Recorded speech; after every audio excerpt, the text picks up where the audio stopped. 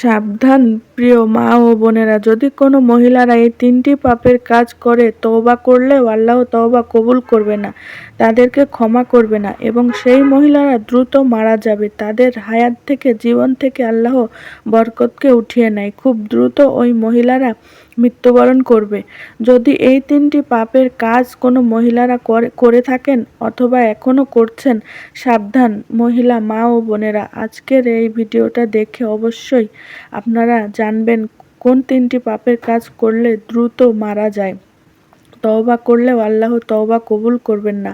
এই তিনটি পাপের কাজ আপনি করছেন কিনা কখনো অথবা এখনও করছেন কিনা আপনি নিজেকে দেখবেন, আজকে দেখবেন, শুনবেন, জানবেন। যদি আপনি এই তিনটি পাপের কাজ করে থাকেন কখনো, তাহলে এই ভিডিওর শেষে আমি ছোট্ট একটি দোয়া আপনাদেরকে পাঠ করিয়ে দেব।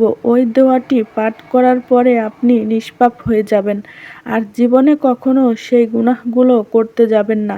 তাহলে অবশ্যই আমার প্রত্যেকটা মহিলা মা ও বোনদেরকে বলবো, মনোযোগ সহকারে আজকের এই গুরুত্বপূর্ণ ফজিলতপূর্ণ ভিডিওটা দেখে শুনে বুঝে তারপরে আপনারা জানবেন আপনারা এই গুনাহগুলো কখনো করছেন কিনা। প্রিয় দিনী মহিলা মা ও বোনেরা, যেই মহিলারা এই তিনটি গুনাহের কাজ করেছে অথবা এখনো করছে, ওই মহিলারা যদি আল্লাহ রাব্বুল আলামিনের কাছে ক্ষমা চাই, মাফ চাই, তওবা করলেও আল্লাহ রাব্বুল আলামিন সেই মহিলাদের তওবাকে কবুল করবে না। আল্লাহ তাআলা সেই মহিলাদেরকে দ্রুত মৃত্যু দিবে। কারণ এই তিনটি পাপের কাজ করলে তার হায়াত কমে যায়, রিজিক কমে যায়, ওই মহিলারা অভাব অনটনের মধ্যে পড়ে যাবে, ওই পরিবার সংসার ধ্বংস হয়ে যাবে, বিপদ আপদ বালা মুসিবত লেগেই থাকবে ওই পরিবার সংসারের মধ্যে। ও মহিলা মা ও বোনেরা, আজকে জানবেন তিনটি ভয়ঙ্কর পাপ আপনি করছেন কিনা। মহিলাদেরকে আল্লাহ রব্বুল আলামিন অনেক বেশি ভালোবাসে। নবী করিম সাল্লাল্লাহু আলাইহি ওয়াসাল্লাম বলেছেন, দুনিয়া সারা পৃথিবীটা আল্লাহর নিয়ামতে ভরা, আর সারা পৃথিবীর মধ্যে যত নিয়ামত আছে সবচেয়ে শ্রেষ্ঠ দামি নিয়ামত আল্লাহর রহমত হচ্ছে নেককার মহিলা। আল্লাহর নেককার বান্দা ও মহিলা মা ও বোনেরা, যদি এই তিনটি পাপের কাজের মধ্যে এখনো লিপ্ত থাকেন, অতীতে করেছেন, এখনো করছেন, তাহলে আপনি নেককার হবেন না। আল্লাহর কাছেও আপনি প্রিয় আল্লাহ আল বান্দি হতে পারবেন না। আমি আপনাদেরকে বলে দেব, এক্ষুনি মনোযোগ সহকারে শুনুন। 1 নম্বরে, যদি কোনো মহিলা মা ও বোনেরা অতীতে, ছোটকালে কিংবা জীবনে যখনই হোক শয়তানের ওয়াসওয়াসায় পড়ে যদি কখনো জিনা ব্যভিচার করেছেন, আপনি এখনো পর্যন্ত আল্লাহর কাছে ক্ষমা চাইতে পারছেন না, আপনাকে আল্লাহ ক্ষমা করছে না, অথবা এখনো এই ভয়ঙ্কর গুনাহর মধ্যে, জিনার গুনাহর মধ্যে লিপ্ত আছে, আপনি যদি তওবা করেন আল্লাহ আপনার তওবাকে কবুল করবে না। আপনি ক্ষমা চাইলেও আপনাকে ক্ষমা করবে না। কারণ জিনা ব্যভিচার এমন একটি গুনাহ, শক্ত গুনাহ। আল্লাহ রাব্বুল আলামিন বলেছেন, ওয়ালাহ ইন্নাহ, আল্লাহ বলেছেন তোমরা জিনার কাছেও যেও না। জিনা অশ্লীল ফাহেশা কাজ। এবং নবী করিম সাল্লাল্লাহু আলাইহি ওয়াসাল্লাম বলেছেন, কোরআনের বিধান হলো, কোনো যুবক যুবতী যদি জিনা ব্যভিচারের কাজের মধ্যে লিপ্ত হয়, তাদেরকে 100 বেতের আঘাত জনসমক্ষে লাগাতে হবে। এবং যে ব্যক্তি বেতের আঘাত করবে, 100 বেতের আঘাত ছেলেকে, 100 বেতের আঘাত মেয়েকে করবে এবং তার শরীরের মধ্যে যতটুকু শক্তি আছে ততটুকু শক্তি দিয়ে সেই বেতের আঘাতগুলো করতে হবে। এটাই হচ্ছে দুনিয়ার শাস্তি কোরআন অনুযায়ী। জিনা ব্যভিচারের আল্লাহ রাব্বুল আলামিন তাদের দিকে ফিরেও তাকাবে না। যে ব্যক্তি জিনা ব্যভিচার করে এখনো লিপ্ত আছেন, এখন যদি জিনা করেন, আর কখনো আপনারা এই ভয়ঙ্কর গুনাহের দিকে যাবেন না। অতীতে যদি কখনো আপনি করে থাকেন, আজকে আল্লাহর কাছে ছোট একটি দোয়া পড়বেন, যে দোয়া পড়লে জিনার গুনাহ আল্লাহ ক্ষমা করে দেয়। এই দোয়াটা আমি সবার শেষে পাঠ করিয়ে দেব। ওই দোয়াটা পাঠ করলে আল্লাহ আপনাকে ক্ষমা করবে, আর ভুলেও আপনি এই জিনা ব্যভিচারের দিকে যাবেন না। কারণ নবী করিম সাল্লাল্লাহু আলাইহি ওয়াসাল্লাম বলেছে, আমি যখন জাহান্নামের মধ্যে মেরাজের রাত্রিতে গেলাম, জাহান্নামের মধ্যে আগুনের কুণ্ডলীর মধ্যে উলঙ্গ কিছু নারী পুরুষকে, যুবক যুবতীকে দেখতে পেলাম। হাউমাউ করে চিৎকার করছে। আগুনের অগ্নিশিখা লিলিহান যখন নিচের দিকে আসে তারাও নিচের দিকে আসে, অগ্নিশিখা যখন উপরের দিকে চলে যায় তারা উপরের দিকে চলে যায়, আর চিৎকার করছে, চেঁচামেচি করছে আগুনের মধ্যে উলঙ্গ অবস্থায়। নবী করিম সাল্লাল্লাহু আলাইহি ওয়াসাল্লাম বললেন, হে জিবরাইল, এই জাহান্নামের কুণ্ডলের মধ্যে উলঙ্গ নারী পুরুষ যুবক যুবতী কেন জ্বলছে? তারা চিৎকার করছে। কি তারা অপরাধ করেছিল দুনিয়ার মধ্যে? আমি জানতে চাই। জিবরাইল বলল, ইয়া রাসূলুল্লাহ, এরা দুনিয়ার মধ্যে যুবক যুবতী ছিল, জিনা ব্যভিচার করেছে, এ নিকৃষ্ট গুনাহের মধ্যে একবার হলেও লিপ্ত হয়েছিল। এই জন্যে আল্লাহ রব্বুল আলামিন তাদেরকে জাহান্নামের কুণ্ডলীর মধ্যে, আগুনের কুণ্ডলীর মধ্যে জ্বালাচ্ছে। নাউজুবিল্লাহ। আবারও উলঙ্গ করে নাউজুবিল্লাহ। মা ও মহিলা বোনেরা, এই আগুনের কুণ্ডলীর মধ্যে মহিলারা ছিল বেশি। নবী করিম সাল্লাল্লাহু আলাইহি ওয়াসাল্লাম বলেছেন, জাহান্নামের মধ্যে বেশি সংখ্যক হবেন নারী। নারীদেরকে বলেছে, ও নারীরা, তোমরা বেশি বেশি করে ইবাদত করো এবং দান সদকা করো। ইবাদত করার জন্য নবীজি বলেছেন, কারণ নারীদের যে চলাফেরা বেপর্দা। মহিলা মা ও বোনেরা, কেমন শাস্তি শুনেছেন? আশা করি আগুনের কুণ্ডলীর মধ্যে জ্বালাবে। যদি কখনো জিনা ব্যভিচারের মতো শক্ত গুনাহ কখনো শয়তানের ওয়াসওয়াসায় পড়ে করে থাকেন এবং আল্লাহর নবীজি আরেকটু সামনে গেলেন, গিয়ে দেখলেন নারী পুরুষ তাদের সামনে ভালো খাবার, রুটি গোস্ত আছে, তারা এগুলো খায় না। আরেকটু দূরে পচা গোস্ত, পচা খাবার আছে, দুর্গন্ধময় খাবার, পুজ মিশ্রিত, রক্ত মিশ্রিত খাবার আছে, তারা ভালো খাবারগুলো না খেয়ে ওই সামনের খারাপ খারাপ খাবারগুলো, দুর্গন্ধময় খাবারগুলো ছিঁড়ে ছিঁড়ে খাচ্ছে। নবী করিম সাল্লাল্লাহু আলাইহি ওয়াসাল্লাম বললেন, জিবরাইল রে, এরা কি অপরাধ করেছিল? তাদের রুচিটা এত আল্লাহ পাল্টিয়ে দিয়েছেন কেন? ভালো খাবারগুলো থাকতে তারা খায় না, খারাপ খারাপ খাবারগুলো খাচ্ছে, দুর্গন্ধময় পুজ মিশ্রিত খাবারগুলো খাচ্ছে। কি জন্যে? তখন জিবরাইল আলাইহিস সালাম বললেন, ইয়া রাসূলুল্লাহ, এরা দুনিয়ার মধ্যে বৈধ স্বামী স্ত্রী ছিল, আল্লাহ বৈধ করে দিয়েছিল। ওই বৈধ স্বামী স্ত্রী তাদের কাছে ভালো লাগে না। ওই মহিলা অন্য পরপুরুষের সঙ্গে পরকীয়া করেছে, অবৈধ সম্পর্ক করেছে, জিনা করেছে, এবং এই পুরুষ তার স্ত্রীকে ভালো লাগে না, অন্য নারীর সঙ্গে অবৈধ সম্পর্ক করেছে, জিনা ব্যভিচার, পরকীয়া আর গুনাহ করেছে। এই জন্যে গো রাসূল সাল্লাল্লাহু আলাইহি ওয়াসাল্লাম, আল্লাহ রাব্বুল আলামিন জাহান্নামের মধ্যে তাদের রুচিকে পাল্টিয়ে দিয়েছে। ভালো খাবার ভালো লাগবে না, খারাপ পুজ মিশ্রিত, রক্ত মিশ্রিত খাবারই তাদের কাছে ভালো লাগবে, তারা এগুলোই খাবে। সকলে বলি নাউজুবিল্লাহ, নাউজুবিল্লাহ। তাহলে বলতে পারেন, শয়তানের ওয়াসওয়াসায় পড়ে যদি আমরা কখনো ছোটকালে কিংবা যখনই গুনাহ করে ফেলেছি, আল্লাহকে ক্ষমা করবে। হ্যাঁ, ছোট একটি দোয়া আছে, দোয়াটা আমি পরে আপনাদেরকে শব্দে শব্দে একবার পড়িয়ে দেব। আল্লাহ জীবনের মতো যত গুনাহ করেছেন আপনারা, সব জিনার ব্যভিচারের পরকীয়ার গুনাহগুলো আল্লাহ ক্ষমা করে দিবে, শুধু জিনার গুনাহগুলো ক্ষমা করে দিবে।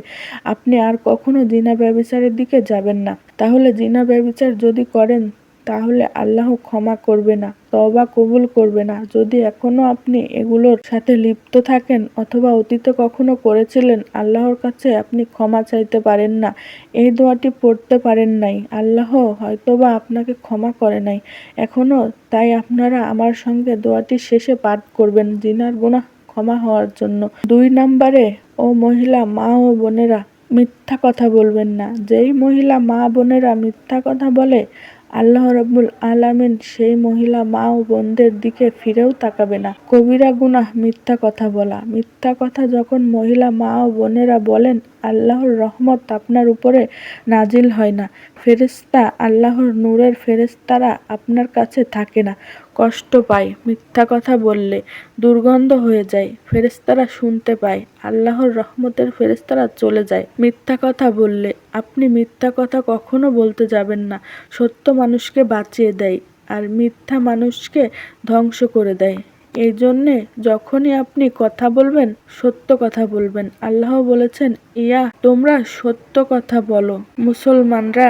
তাহলে যখনই কথা বলবেন সত্য বলবেন, মিথ্যার আশ্রয় কখনো গ্রহণ করতে যাবেন না। 3 নম্বরে সর্বশেষ, ও মহিলা মা ও বোনেরা, আপনারা যারা স্বামীর সঙ্গে বিনা কারণে বিনা দোষে খারাপ ব্যবহার করেন, স্বামীকে কষ্ট দেন, তুচ্ছতা ছিল করেন, ও মহিলা মা ও বোনেরা মনে রাখবেন, স্বামীর মনে যদি আপনি অযথা বিনা কারণে আপনি আঘাত দিয়ে কথা বলেন বা এভাবে আঘাত দেন, তাহলে আপনার নামাজ রোজা বিফলে চলে যাবে। আপনার নামাজ রোজা কবুল হবে না। কারণ আপনি স্বামীর খেদমত না করলে আল্লাহ আপনাকে পছন্দ করবেন না। খেদমত কি? সুন্দর কথা বলতে হবে, সুন্দর ব্যবহার করতে হবে। আবার স্বামীকেও স্ত্রীর সঙ্গে সুন্দর ব্যবহার করতে হবে। স্বামী স্ত্রী মিলেই কিন্তু আল্লাহর একটা রহমতের ফ্যামিলি হয়। স্বামী স্ত্রী যেই ফ্যামিলির মধ্যে একে অপরকে পাগলের মতো ভালোবাসবে, আল্লাহর রহমত বরকত ওই ফ্যামিলির মধ্যে, ওই সংসারের মধ্যে আল্লাহ বর্ষিত করে। আল্লাহু আকবার। তাহলে প্রিয় দিনী ভাই এবং আমার মহিলা মা ও বোনেরা, মনোযোগ সহকারে শুনুন। আপনারা স্বামীর সঙ্গে খারাপ ব্যবহার করবেন না। স্বামীর যদি আপনি সুপারিশ পেতে চান আল্লাহর কাছে, স্বামী যদি আল্লাহর কাছে বলে, ও আল্লাহ, আমার স্ত্রী ভালো ছিল, আমার স্ত্রীকে তুমি ক্ষমা করে দাও, তাহলে আল্লাহ রাব্বুল আলামিন আপনাকে ক্ষমা করে দিবে, আপনাকে জান্নাত দিবে। স্বামী সুপারিশ করবে আপনার নামে যে আমার স্ত্রী ভালো ছিল। স্বামীর সঙ্গে জীবনে কখনো বদমেজাজ দেখিয়ে কথা বলবেন না, অযথা রাগারাগি করবেন না, মুখের ভাষাও খারাপ করবেন না। স্বামীর সঙ্গে সুন্দর ব্যবহার করুন। একজন নারী পারে তার স্বামীকে একেবারে নামাজি বানাতে, একেবারে ভালো বানাতে, একেবারে আল্লাহওয়ালা বানাতে পারে। কারণ একজন স্ত্রীকে একজন পুরুষ বেশি ভালোবাসে। স্ত্রী যা বলে পুরুষ স্বামী তাই কিন্তু শোনে। কারণ একজন পুরুষ তার স্ত্রীকে অনেক বেশি ভালোবাসে। নবী করিম সাল্লাল্লাহু আলাইহি ওয়াসাল্লাম বলেছেন, যদি কোনো নারী তার স্বামীকে ভালোবাসার কারণে হাতের মধ্যে স্পর্শ করে এবং যদি কোনো স্বামী তার স্ত্রীর ভালোবাসার কারণে হাতের মধ্যে স্পর্শ করে, তাহলে হাতের ফাঁক দিয়ে গুনাহগুলো ঝরে ঝরে জমিনের মধ্যে পড়ে যায়। এবং স্বামী স্ত্রী একে অপরের দিকে যতক্ষণ পর্যন্ত তাকিয়ে থাকবে ভালোবাসার নজরে, আল্লাহর রহমতের নজরে তাকিয়ে থাকে। স্বামী স্ত্রী একে অপরের সঙ্গে কথা বললেও সওয়াব, নিজের একান্ত সময় কাটালেও সওয়াব, সফরের মধ্যে ঘুরতে গেলেও সওয়াব, যতক্ষণ গল্পগুজব করবেন, স্বামী স্ত্রী পরামর্শ করবেন ফ্যামিলি নিয়ে, ভবিষ্যৎ নিয়ে, ততক্ষণ সওয়াব হবে। যত মিল মহব্বতে স্বামী স্ত্রী থাকা যায় ততই ভালো। তাহলে যেই মহিলা মা ও বোনেরা অযথা স্বামীকে কষ্ট দেয়, অনেক মহিলারা আছে অযথা স্বামীকে কষ্ট দেয়, স্বামীকে ধমক দিয়ে ধরে টাকার গরমে, সৌন্দর্যের অহংকারে, ও মহিলা মা ও বোনেরা, স্বামীর মনে কষ্ট দিয়ে আপনি কখনো জান্নাতে যেতে পারবেন না। যদি আপনার স্বামীটা ভালো স্বামী হয়, আপনার স্বামীটা আদর্শবান স্বামী হয়, আপনার স্বামীটা নেককার হয়, কিছু গাঞ্জাখোর স্বামী আছে, তাদের সঙ্গে ভালো ব্যবহার করবে কিভাবে? তারা কথাবার্তা শোনে না। তাহলে ওই মহিলা মা বোনদের ব্যাপারে এই হাদিস না। কারণ গাঞ্জাখোর কিছু স্বামী আছে, তারা মারধর করে, গালিগালাজ করে। ওই সময় তো অবশ্যই প্রতিবাদ করতে হবে, মানুষকে জানাতে হবে, তাই না? আমার স্বামীর পাওয়ার তো সেই কথা বলল, সে আমাকে নির্যাতন করে এবং আমাকে মারধর করলো, আমি চুপ থাকতে পারলাম না। তাদের জন্য না, ওই মহিলা বোনদের জন্য না, এটা যাদের স্বামী ভালো জ্ঞানবান ব্যক্তি, কথা বললে শোনে এবং মানবতা আছে, উচ্ছৃঙ্খল না, নির্যাতন করে না, খারাপ না, তাহলে ওই স্বামীর সঙ্গে আপনি মাথা নত করে সুন্দর করে স্বামীর খেদমত করে জীবনটাকে কাটাবেন। স্বামীর সঙ্গে আপনি তর্ক বিতর্ক করতে যাবেন না। আপনার স্বামী যদি ভালো স্বামী হয় আর আপনার স্বামী যদি লম্পট বদমাইশ নেশাখোর স্বামী হয়, ওই স্বামীর ঘরে আপনার থাকাটাই তো কষ্টকর। আপনার বাবার কাছে, মার কাছে, ভাইদের কাছে বলে ওই নেশাখোর স্বামী যদি ভালো না হয়, আপনাকে মারধর করে, আপনি চলে আসবেন। আপনার জীবনকে আপনি নষ্ট করবেন না। তিল তিল করে, কারণ নেশাখোর খুবই মারাত্মক খারাপ। স্ত্রীর মর্যাদা বোঝেই না তারা, স্ত্রীর সম্মানও বোঝে না। তাহলে মা ও বোনেরা, আশা করি বুঝতে পেরেছেন 3টি পাপ কখনো করতে যাবেন না, বা এখনো যারা করছেন জীবনে আর কখনো করবেন না।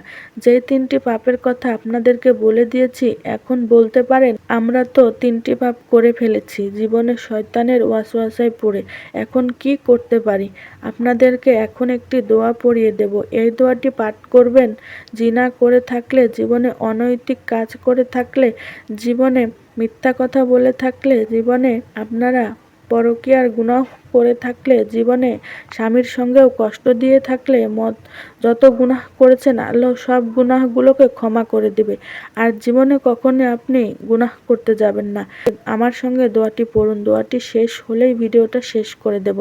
আপনি আল্লাহর কাছে এখন বলুন, আল্লাহ, জীবনে যত জেনা ব্যভিচার করেছি, শয়তানের ওয়াসওয়াসায় পড়ে মিথ্যা কথা বলেছি, স্বামীকে কষ্ট দিয়েছি, আর জীবনে কখনো এই 3টি গুনাহ জীবনে কখনো করব না, তুমি আমাকে ক্ষমা করে দাও, এই সব গুনাহগুলো ক্ষমা করে দিও। আশা করি বলতে পেরেছেন।